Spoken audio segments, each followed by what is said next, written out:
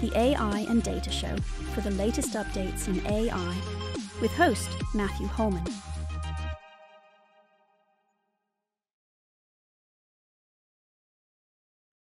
Good afternoon, everyone, and welcome to the AI and Data Show. It's great to see so many of you joining us again. Thank you very much for taking time out of your busy day to come and hang out with me and all of the gang here at Crips as we take you through the latest things that have been happening in the world of all things tech, AI, and data.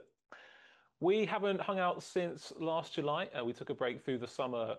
We ended last season with the interview with Richard Susskind talking about his book, How to Think About AI. If you haven't seen that show, you can watch it on Catch Up. It's available on the Crips website, www.crips.co.uk, and it's also available, I believe, on Spotify and other podcast services. If you haven't ever joined the AI and Data Show, then very briefly, for those of you who are new, it's a place for curious minds, for big thinkers, for eternal learners, for anyone who's interested in the big topics that are created by the world of AI law, tech law, and data. If you're an in-house lawyer, if you're a private practice lawyer, if you are a data protection advisor, a DPO, or an AI governance guru, then this is the place for you. All the important stuff that has happened since we last hung out will be summarised, and we always like to give bite-sized bulletins and important takeaways so that you can do your job without having to worry about whether or not you've missed anything important. We've got a jam-packed show, as always, and we're only at 45 minutes long, so I don't want to take up too much time talking about something unscheduled, but because it's live, it would be completely remiss of me not to talk about probably the biggest news item of the year for all things AI law, and that is the decision of Getty Images and Stability AI handed down yesterday by the High Court. It's handed down at about 10 o'clock, so it's basically 26 hours old. So we're all still reading it, digesting it, and trying to figure out what it means for all of you. But it would be remiss of me not to at least pause and acknowledge that firstly, Stability AI won that case. They didn't win entirely, and there are a few areas where actually they probably sort of had a half win on trademark issues. But from what I've read and what I've seen, it was a resounding win for Stability, particularly on the secondary copyright infringement, particularly on the passing off claims. Does this case create a precedent? Does it mean that AI organizations can suddenly start to eat and chew up and use all of this protected proprietary information to train their AI models? Well, we're going to unpack more of that in the next AI and Data Show, which will be on Wednesday, the 3rd of December. But my immediate feeling is it probably isn't a precedent. There's also the very big unanswered question about what will the government say in its response to the consultation from last year. This is everything to do with text and data mining exemptions and the rights of AI organizations to train on data unless it's been exempted by the rights holder. So all of that is still unknown. But if you missed it, you absolutely need to know that that decision was handed down yesterday by the court. It's a very significant decision. It's a win for AI developers, at least right now. If you want to find out more about it, then tune into the next show. We are going to start with our first itemised first topic from the invite, which is all about the EU AI Act and its regulatory enforceability. And to do that, I would like to introduce to you Amy Mitchell. Hello, hi. Amy, welcome back to the show. Since we met, congratulations on becoming a qualified solicitor. Thank you. The EU AI Act is something you and I have spent a lot of time advising on in the last few months, almost few years now, it feels like. And one question that comes up a lot is, what's the picture in Europe right now regarding the regulatory position? Because in the UK, we know, for example, what the data protection law says, and we know what the data protection regulator is. And in the EU, we know that too. We know what the GDPR says, we know roughly what the implementing national laws say, and we know there are regulators in each member state. So that all feels kind of familiar, kind of easy to know, but that's not the case with the EU Act, is it? We know what the law is, but we don't necessarily know where all the regulators are. That's true. So as it currently stands, there are only 4 EU member states who have implemented the required authorities under the EU AI Act. So we're going to talk about these a bit more later. But firstly, we're going to cover what actually do they have to implement. So there are 2 main bodies. So the first one is the Market Surveillance Authority. So this is the key one which implements compliance, so they can enforce fines, and they essentially ensure that AI systems on the market comply with the EU AI Act. Similarly, there's the notifying bodies which oversee high-risk AI systems, and there's also the Fundamental Rights Authority, so this deals with individuals' complaints about an AI system on the EU market. Now, it's probably worth mentioning that the most important one of those is probably the Market Surveillance Authority. Yeah, that's right. And the reason for that is? Because it can issue fines and it oversees compliance, so it's definitely the one to watch. Indeed. You've got a map to show us. I do. So on the screen, you can see 4 countries who have implemented both authorities.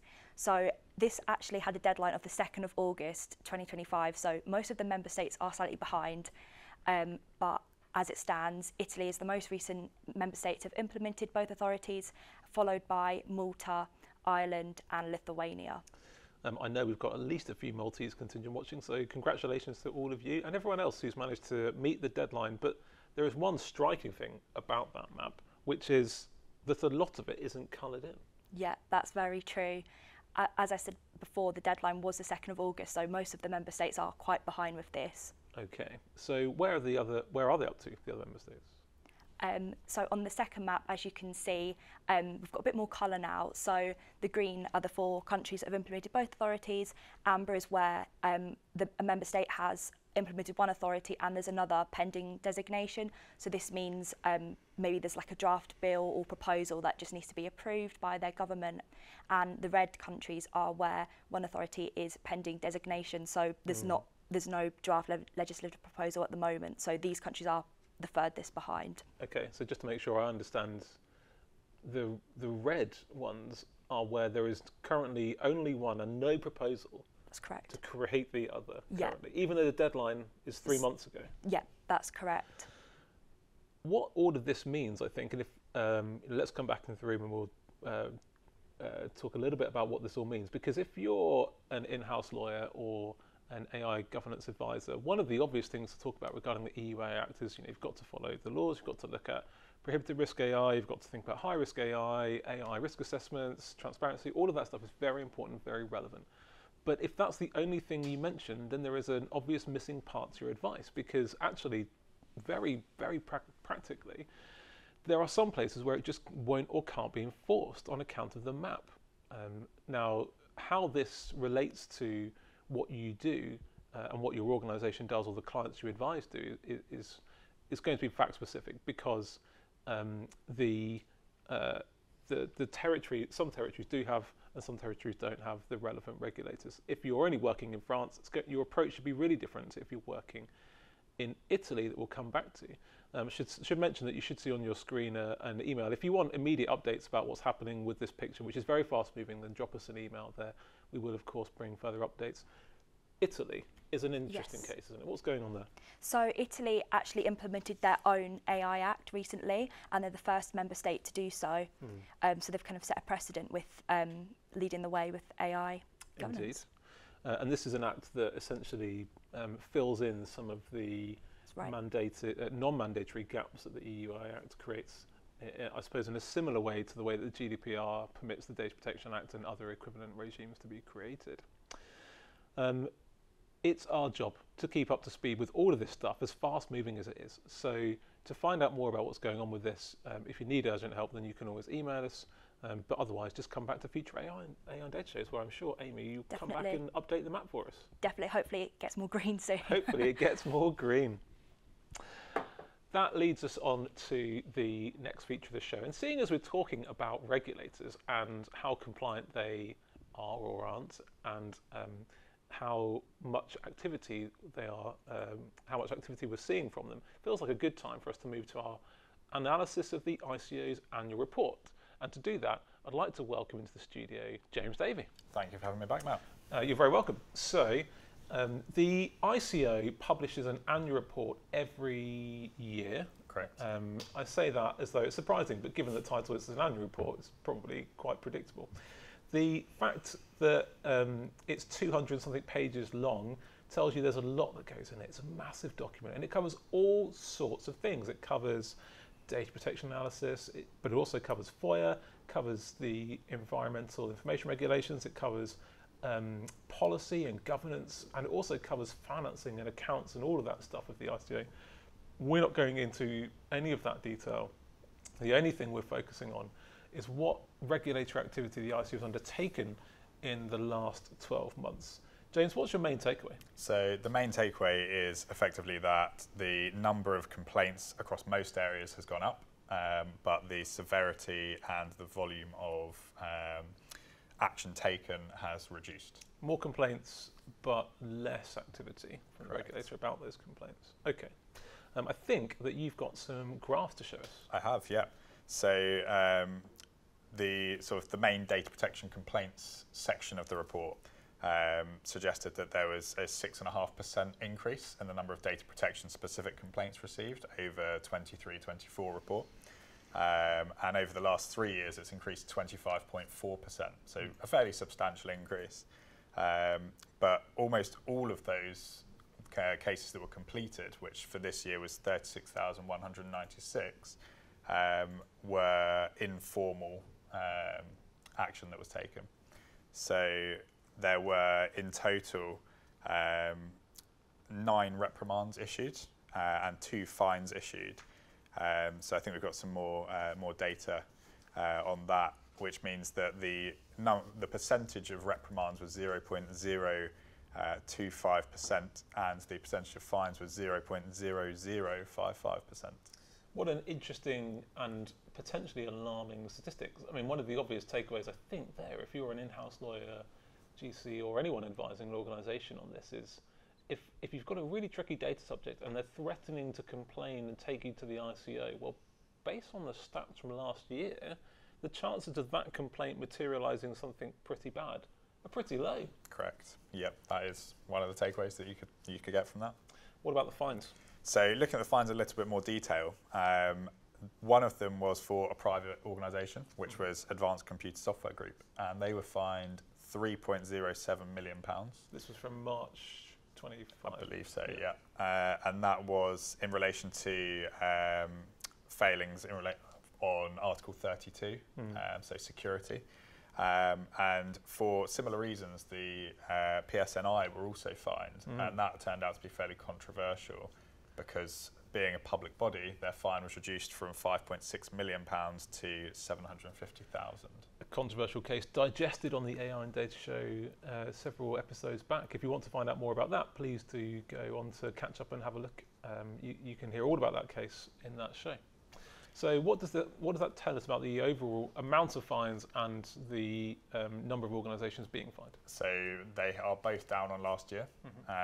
The amount of fines is quite significantly down from around 13 million to around 3. And the number of fines was only down by 1. So it was 3 last year, 2 this year. And what about personal data breach reports? So not to be confused with complaints from individuals, but this is where an organisation has committed a breach and under Article 33 is self-reported. Correct. So 6% increase there, so fairly similar to data protection complaints. And across this year, the ICO completed 12,200 cases, which is approximately 1,400 more than last year. And in the majority of those, informal action was taken. The number of investigations that were pursued was also down 50%, with only 3% of the total being pursued. So it's a very small overall percentage of cases actually being investigated. What about PECA? So yeah, as we know, PECA is also part of the ICO's remit, and there were more complaints than data protection, but the overall number of PECA complaints was slightly down this year, very slightly. And whilst you are more likely to be fined under PECA than the GDPR, the probability of being fined is only 0.01%, so still fairly low. Let's come back into the room and just chew this over together. So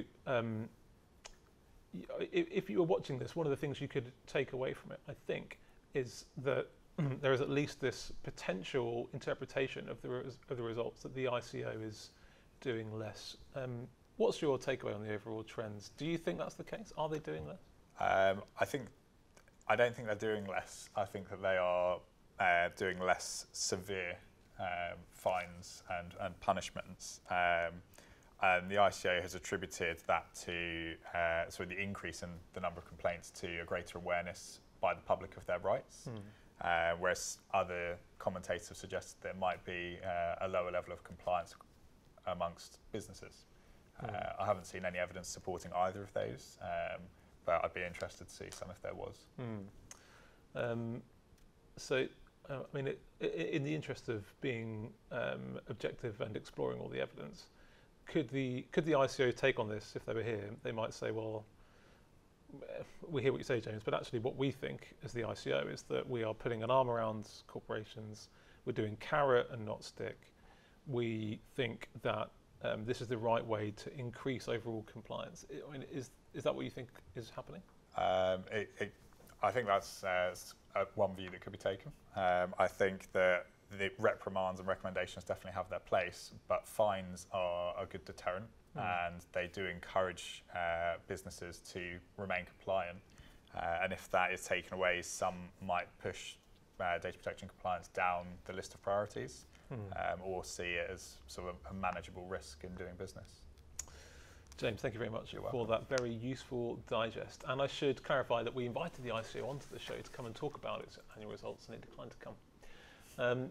Let's move on to the next part of the show, which is a digest of what was until yesterday probably the most important case in the world of AI and data protection. That was the case of ICO versus Clearview. Now we've got some slides to take you through this. It's a big case. The judgment is over 92 pages long. You'll see throughout the slide deck that I've put some paragraph numbers in there for you. So if you want to go away and do some of your own research and analysis on the things we're digesting, then you can quickly find the citation. A very quick recap. The ICO fined Clearview in May 2022, and it fined them £7.5 million for loads of different things. So breaches of Article 5, 6, 9, 14, 15. I mean, basically pretty much a complete rap list of all the things that you don't want to breach the GDPR on.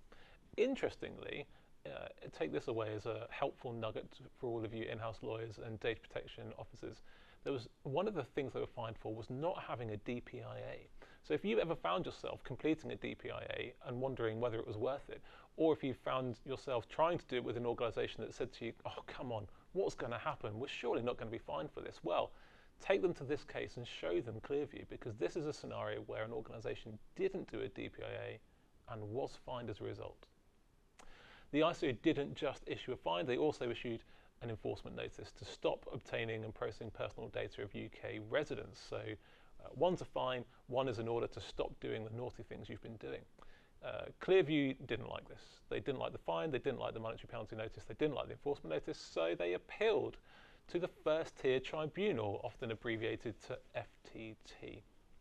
The next slide will show us what happened there. They won, and I think a lot of people were very surprised to see them winning. The reason they won, well, that's a little bit complicated, because the first tier tribunal decided that the ICO lacked jurisdiction to issue its notices to Clearview. We'll come on to why. And it also said that part of the reason for the jurisdiction issue was that what Clearview was doing was materially out of scope of the GDPR. Two very complex and very odd things that you very rarely see litigated. All of this was appealed by the ICO. The ICO had to appeal this decision. I don't think it really had any choice to do so. In my view, it was right to do so. And the next slide will show. The next slide actually is not going to show us anything about the appeal. Instead, it's going to tell us what Clearview was doing with personal data. Because you might be sitting there thinking, who are Clearview? Or why is this important? Why are we so up in arms about their processing? Well, basically, Clearview exists to harvest all the images that it can find on the internet about you, all the images that you've uploaded on social media, all the images that other people have uploaded about you on social media, anything on your work website, anything on your personal website if you have one, and everything in between. And it will gather all those images together using facial recognition and biometric AI technology to create a profile of you. Turns out you can learn quite a lot about someone from an image. The amount of images held was ginormous. At the time of the trial, it was estimated to be 20 billion images, but the rate of growth is astronomical at 75 million images per day. Before we went on air, we did a bit of quick maths here, and we figure that that's 2,250,000,000 more images since the date this decision was handed down to right now. Obviously, by the end of the calendar year, it will be even bigger. In the trial, they did something really interesting. They took one data subject, just one profile from Clearview, to try and figure out what it is they could learn about them. So over time, you could tell that the data subject was photographed with a child and that he's probably the father of that child. You could tell that he probably had a female partner. You could tell he was in Memphis, USA. You could see him smoking and gesturing with his middle finger towards photographers. You could see him drinking alcohol, performing musically at a specific time and place. You could see him singing a song that could be searched on music streaming platforms, using a social media account, using a large quantity of dollar bills, sitting in the driver's seat of a US car, shown with a handgun tucked into his belt and pocket, and subject to police mugshots on more than one occasion. Everything in this leads me to believe that this is probably some kind of celebrity rapper or something like that. I have absolutely no idea if that's the case. But what you can take away from this is you can learn a lot about someone from the photos you hold about them. And bear in mind that this isn't just one person. This is probably most people, dare I say, all people that have any kind of internet presence. The grounds of appeal are set out in the next slide. The ICO appealed the first court's decision and said it was absolutely wrong for it was wrong for the ICO to be found not to have jurisdiction. This is the case even if the company Clearview AI is based in America and operates in America and is registered in America. The four grounds are set out here. They're spread over a very complex and long judgment in a long document. So we have summarised them, and you can see here each of them. The first is basically the first court was wrong to hold that behavioural monitoring was carried out outside of material scope of union law. The second was that the first court was in error regarding Clearview's own processing, which should have been within the scope of union law. The third was that the first court was wrong to hold that Clearview itself did not carry out any behavioural monitoring. And the fourth was a niche point to do with Clearview's limited UK operations. To each of these appeals, there was a response from Clearview's counsel. Again, to help you understand it, we've summarised them side by side on the slide. So Clearview, the counsel's response was, Clearview is involved in criminal law enforcement and national security, and these things are specifically out of scope of the GDPR. The second ground, they said, well, Clearview's activities are inseparably intertwined with its clients. So when Clearview undertakes gathering and harvesting of images, it's really only doing it for criminal law enforcement purposes. There is no other broader nefarious purpose, and certainly no broader marketing or commercial purpose beyond the immediate thing they do, which is criminal law enforcement. Regarding behavioural monitoring, Clearview's counsel said, well, we can't see what we collect. Yes, we collect it, and yes, there's lots of it. And yes, in a case like this, where you take one data subject and look at all the images we have, we can clearly tell that there's a lot there. But we don't actually do that. That's not something that Clearview does. So how could we be monitoring if we never go looking? And finally, on the last technical point, they said, well, the UK processing was short-lived and terminated by Clearview, so that's neither here nor there. Next slide is a definition of materiality. You might be thinking, well, how does this apply to Article 2? Article 2 is on the screen here. It says the regulation does not apply to the processing of personal data in the course of an activity which falls outside of the scope of union law. Now, this is where it can get quite technical quickly, so I'm not going to bore you with all of the detail of how this fits together, but basically, when we say outside of the scope of union law, what we mean is anything that the Treaty of the Functioning of the European Union reserves to member states. And one of the things reserved to member states is the ability to deal with crime and law enforcement, but also taxation, also security, military, national defence. All of those things are outside of the scope of the EU, never been in scope in the first place. So the GDPR couldn't apply to them because the EU can't apply to them, and therefore the UK GDPR that we have also can't apply. Hopefully you follow the logic. The argument from Clearview that you've just seen said, well, we are taking all of these images and using them only for criminal law enforcement. And criminal law enforcement is broadly out of scope of the GDPR, or dealt with in separate, different regulations. So we think we are out of scope, especially when the people buying the images, it's not necessarily the police, it's probably more like MI5, MI6, that kind of stuff. The next complex topic is territoriality, and it's probably more relevant to most of you watching this, because a lot of us have to advise on to whom the GDPR applies, and especially this is especially complicated where you have an organisation outside of the EU or UK and it's doing something in the EU or the UK, typically offering goods or services, but also monitoring behaviour of people. Both of those things can extend the tentacles of the GDPR to an organisation that has no basis in the EU or UK. You'll see that the phrase the monitoring of their behaviour is underlined, and that's because that was the critical thing that the ICO focused on. They said Clearview is obviously monitoring the behaviour of data subjects by gathering up all of their images and putting them into files for law enforcement people to search against. Even if they don't see into them themselves, they're enabling others to look at those files, and that counts as behavioural monitoring. As you've also seen on the previous slide, the Clearview AI Council said, no, not right at all. Because we don't look, how could we possibly be monitoring? This doesn't say the collection of personal data of other people for others to monitor. It's specifically about our monitoring, the monitoring that we are alleged to do, and we don't do any. Therefore, we are out of the territoriality scope of the GDPR. So some very technical and complex points. Here are the important outcomes. Regarding materiality of the GDPR, the Upper Tribunal said that you should construct Article 2, Sub-Article 2, Sub-Article A in a purposive manner. There was no direct authority on this issue, which made it quite complicated for the court. But in the course of activity which falls outside the union, should mean basically anything that's specifically reserved to the member states. And Clearview is not reserved. It's not outside of this at all. Clearview is a commercial organisation that's set up on its own account to create profit and make money. It is not a national supervisory authority. It's not in any sense, a criminal law enforcement arm or national security defence arm of a central government function. And therefore, all of this argumentation falls away. On the territoriality point, the Upper Tribunal said that behavioural monitoring should be given a broad interpretation, which means that even just gathering data, even if you never look at it, is still a form of behavioural monitoring. Now, this has some very interesting segues. We could, for example, extend that logic to processing of personal data. The court doesn't do that, I should stress, but it's not an illogical jump to see how those two things could influence each other. Basically, anything you do with data can amount to the use and processing of personal data.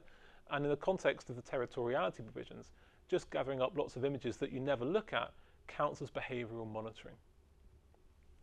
Let's look at the graphic with the grounds of appeal, and you can see just how much the ICO wins. They win on grounds 1, 2, and 3. They actually lose on ground 4, but because it's a technical point, it doesn't really have any influence on the outcome.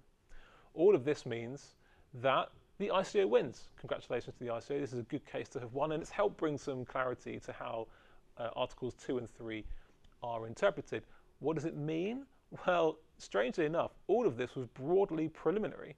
Now that we know the ICO does have jurisdiction to serve the notices, everything gets sent back to the first-tier tribunal to deal with the substance of the appeal.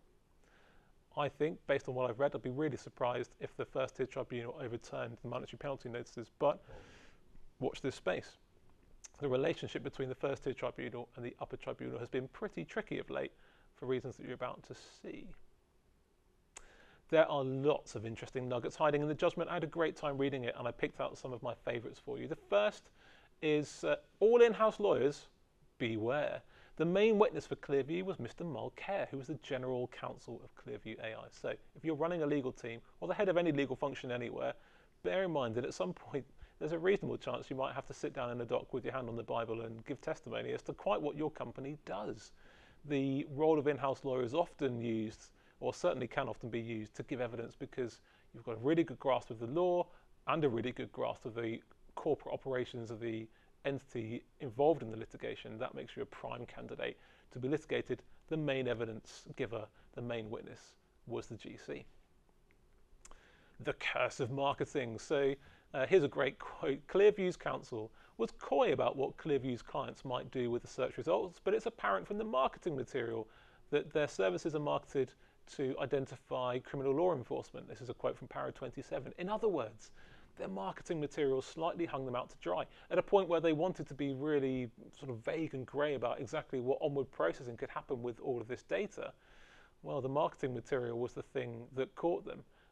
It's worth bearing that in mind. And if ever you find yourself in a tricky conversation with the marketing team about whether they can or should say something that might later trip you up, well, this is a good case to reference because it's exactly what happened. The point I've already mentioned is that the relationship between the First and Upper Tribunal seems to be fairly tricky. At the minute, the Upper Tribunal seems to be overturning most things that get appealed to it. I think broadly most commentators were very surprised to see the First Tier Tribunal deciding that the ICO didn't have jurisdiction. It might mark the high watermark, if you like, of peculiar decisions coming from the First Tier Tribunal. Here you can see this quote from the Upper Tribunal. They said, unfortunately, the reasoning of the First Court, the reasons for the First Court gave in its decision-making on material scope are very sparse indeed. A thorough search of the judgment reveals scant reasoning as to the central issues, including the absence of any analysis of the meaning of the words in Article 2. It's not a ringing endorsement at all, is it? The best sentence in the judgment award goes to this sentence. It seems to us that the word behaviour indicates something more than simply being alive. It's great to know that all of the judicial resource and intellect was divested on that.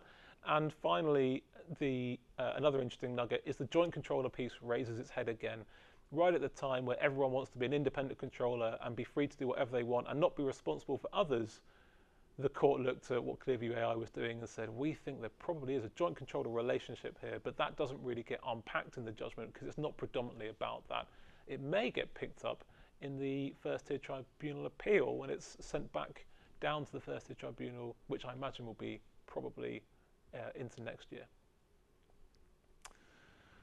That is a conclusion of everything from Clearview. Hopefully that will be very useful to you. Hopefully if you find yourself having to advise on materiality issues or on territoriality issues, you'll know a bit more about how to do that in light of Clearview, which is basically summarised as, if it's anything to do with materiality, take a purposive interpretation of it. Don't take a literalistic or unnecessarily narrow interpretation. And regarding territoriality, better safe than sorry, better to determine that you are in the scope of the EU GDPR until you know that you're not, rather than the other way around. That would at least be my view. Now, we are going to move on to the next part of the show, which is all about the AZ report. And I'd like to welcome Emma. Hi. Yes. So, sorry, you are, let's introduce you briefly to the beloved viewer because they may not have met you before. So. Yeah, I'm a trainee solicitor in the commercial and tech team. It's great to have you on the show. Thank you for volunteering to come and talk about the AZ report. I should clarify that AZ is the AI Safety Institute, or possibly renamed now the AI Security Institute. I can never remember which way around it is. They are the government state body whose job it is to technically pick apart what's going on in AI models and look at big picture security issues. And they've published an updated report.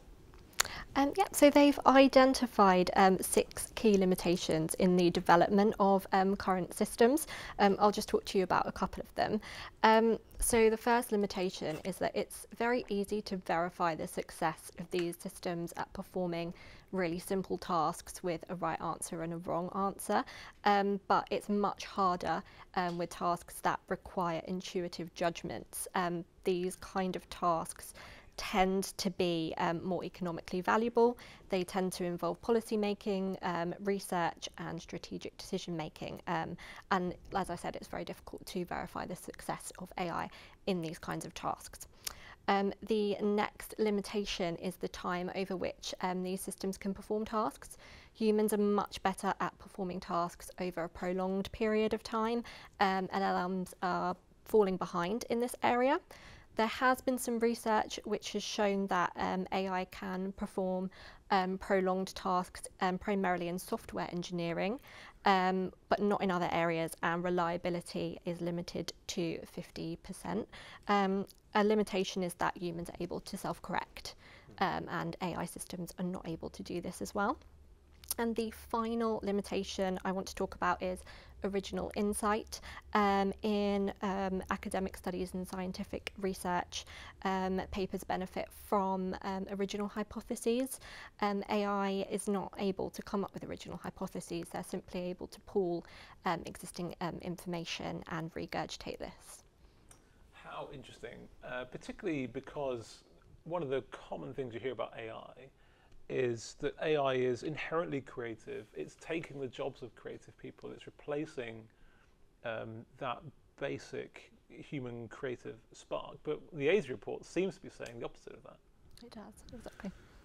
One thing I would also mention about all things ASI is the May report that was also produced, which we were talking about before we came on air, which was the report that identified that it's actually quite easy to poison the back-end model of an LLM by dropping in toxic preloaded phrases that are absorbed into the LLM's training. An LLM, a little bit like Clearview, I suppose, is constantly gathering data off the internet, constantly absorbing lots of information and not necessarily stress testing and correcting that information. One of the consequences of that is, if you wanted to, as a nefarious actor, you could plant something on the internet that's knowingly harmful for the AI model and its crawlers to gobble up, and that would act as something of a Trojan horse that would then deploy within the model, and if the prompt was triggered, cause it to perform in all kinds of peculiar and complex ways. Now, like with anything to do with the ASI reports, these are not legal documents. They are analysis of the current state of compliance based on the current technical experts. And I don't think you'd be expected to necessarily be able to go away and digest all of those things. What you should be able to do, though, whether you're an in-house lawyer, a data protection advisor, AI governance specialist or other, is to know that they exist and to be able to talk to the limitations that are in them and talk to the limitations that ASI identifies, because the one thing we owe, I think, all of our clients as advisors is to be slightly switched on to all of that very pragmatic stuff, and to be able to point out, look, if the business is saying to you this is an LLM and it's perfectly fine, there's never going to be any risk with it. Well, actually, one of the obvious things from the ASI report, as Emma rightly identifies, is some of it's just due to the technical limitations. There are clear and obvious technical limitations. Thank you, Anne. Thank you. We are going to wrap up fairly shortly, but before we do, we sort of did a slightly modified 3 great things this time. I'm not sure we necessarily have 3, but we might have some. So I'm going to go back to Amy. Thank you. So I've got 2 NHS updates, which are really exciting. So the first one is that the Somerset NHS Foundation Trust used AI to spot patients at risk of liver disease. So they analysed the blood of 700,000 patients and identified approximately 700 patients that might be at risk. And they've now going to roll it out across the whole of the South West region. So that's really great to see. And the second one is that Oxford University study with the charity Prostate Cancer UK is rolling out to see how AI can improve doctors' recommendations for dealing with prostate cancer. So there's going to be a test on biopsy samples as well as doctors' notes from 5 years following this, and the AI is going to be compared with the actual doctor's notes to see how well it performed, and if it's successful, then it's going to be rolled out on live cases. Amazing.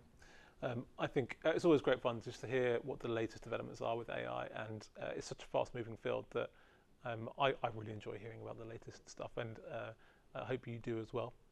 To wrap up, we have looked at the EU AI Act, and we know that there are readiness issues across Europe. We know that only 4 member states met the 2nd of August deadline, and the remaining 24, doing the maths in my head, did not.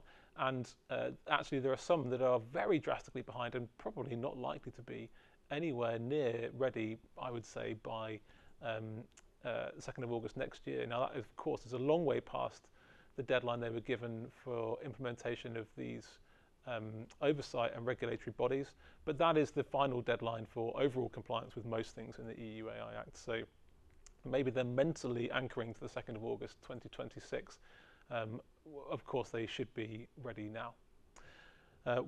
We also know from James's synopsis of the ICO annual report that the regulator's own report identifies a decrease in regulatory activity, fines and reprimands. All of this could indicate that the regulator is arguably taking a much reduced approach to enforcement, and certainly some of the statistics regarding probability of enforcement could be used to indicate that.